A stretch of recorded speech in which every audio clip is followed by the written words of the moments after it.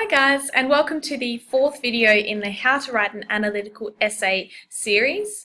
Last time we talked about structuring your ideas, so how to put those ideas that you had into some kind of order. Today we're going to talk about how to write your body paragraphs, and there's a really specific way to write them, and it's called TEEL. So we're going to explore that a bit more today. So the objectives for today, number one is to understand the TEEL components, and number two, really understand how to use them to structure those body paragraphs. So let's get started. Okay, I hear this sentence so many times in a classroom. Students get really excited about a topic, which is great to see, and they think, awesome, I've got my ideas, I know what each paragraph will be about, I'm all set, I'm going to get started with my introduction. And my message to you is, just take it back, stop where you are, leave the introduction for now, okay? What I want you to do is to think about holidays or holiday stories that people tell you. Quite often people get so excited to tell you about all the things that they've done. They've got some idea of how they're going to tell you. It might be they're going to go day by day or week by week. But when they're telling it, they go off on tangents and it all gets very disorganized, and they're so excited that they just get really confused as to what they're talking about. I want you to think about that when you're planning your essay. A disorganized story is boring and jumbled, and it's really hard to follow. So you want to make sure that each paragraph of what you're talking about has a very clear structure to follow. And this means we need to just do one more stage of planning before we start writing our essay. So TEEL is something that most teachers will use. Quite often it's spelt differently, or it might look a little different, but it's the same idea. So we start with a topic sentence, then we go through some evidence, then you talk about the effect on the audience. This can sometimes be called analysis, so it would be TEAL. And lastly, link. So we link back to your thesis. I think in history, sometimes you link to the next paragraph, but in English, you want to link back to that main argument that you've made. So let's go through these in a bit more detail. So your topic sentence, this is your opening sentence for each paragraph, and it sums up what you're going to talk about in that paragraph. So you want to make sure that you comment on the techniques that you're discussing. So that might be something like camera angles or characterization. And you want to be extremely clear as to what you're talking about, and that way your reader can see exactly what you're going to talk about in that paragraph. Okay, I have an example question for you, and it is, how are filming techniques used in Anne Frank the Whole Story to illustrate Anne's fear and connect with the audience? Okay, so I've gone through, I've planned this, done a big mind map, pulled out my keywords, and so we're obviously talking about Anne's fear. That's our main idea, and the fact that that fear is how audiences connect to the story. And we're also talking about filming techniques. So, if I was to write my first paragraph on camera angles, the topic sentence I would write would be something like, Robert Dornhill, and that's the director, so here you could write something like the author or the director, uses various camera angles throughout Anne Frank the Whole Story to highlight Anne's fear for her friends and family. So not only have I introduced what technique I'm going to be talking about, but I've also gone into detail in terms of that central idea. And I haven't just said fear, I've taken it to that next level and talked about one specific aspect of that main idea. Okay? Alright, getting to the evidence part. This is where you can show your teacher how well you know your text that you've studied.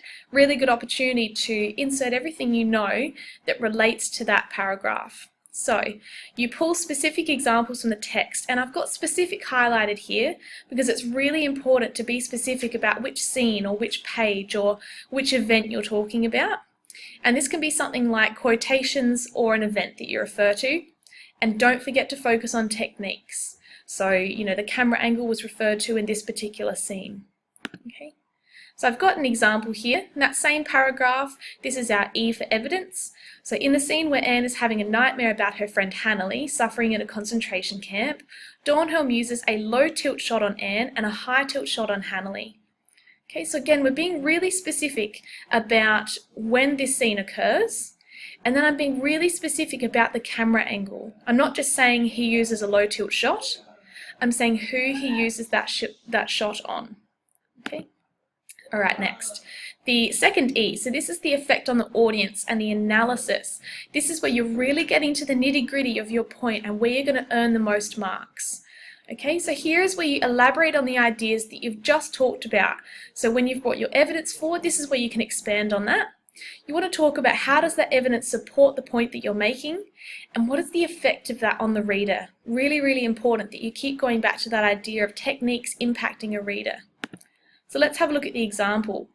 By holding the camera above Anne and having her look up at Hanley, this makes Anne appear small, vulnerable and helpless.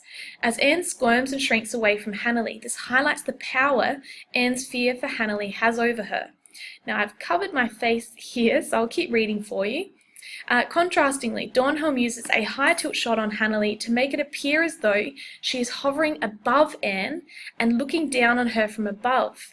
Hanley's sickened body overwhelms the frame and makes her pleas for Anne's help seem confronting and disturbing for the audience.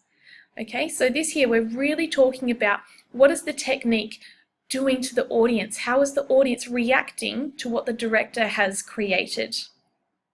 Okay.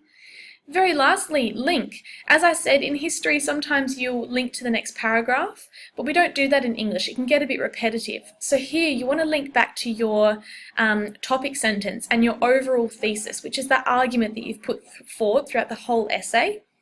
You want to refer back to those key terms from your question, and I've said that already, so don't link to the next paragraph. So here's an example. Same paragraph. So as she has no contact with the outside world, Anne's concern for her Jewish friends grows, and Dornhelm uses camera angles to emphasize just how terrified Anne is of losing her friends to the Nazis' final solution. Okay, so make note here that I've changed the word fear. This is where creating that synonym list from earlier is really helpful. It stops you repeating the word fear over and over again. Okay. Alrighty, so this is the whole paragraph put together, and you can see that by breaking it up into pieces, it's not as confronting to think I have to write a whole paragraph, and it means that it flows really, really well together.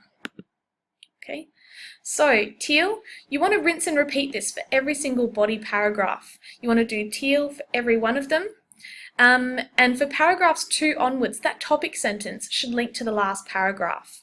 So that helps it flow really well. And this is why we don't do it in the linking sentence, because then it can get way too repetitive. Okay. You also want to try and vary your topic sentences to avoid it becoming repetitive. So your next one wouldn't be Dornhelm uses lighting to highlight Anne's fear, because it's the same format that you've just used for that topic sentence.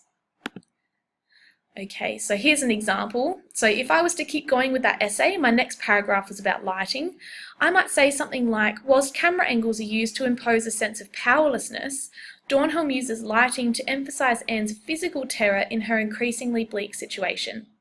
So you can see, even though I'm still introducing it correctly, I varied the way that I'm introducing that paragraph. I've also linked back to the last paragraph and mentioned what I explored then. Okay, so that's it for this video. Really, really important. If you haven't understood anything, go back and re-watch it. And you should at this point be making a basic framework of your essay, even writing TEEL down the side of a page and filling in what you're writing for each part of the paragraphs. So next time I will see you for how to write an introduction. Good luck, guys. Bye.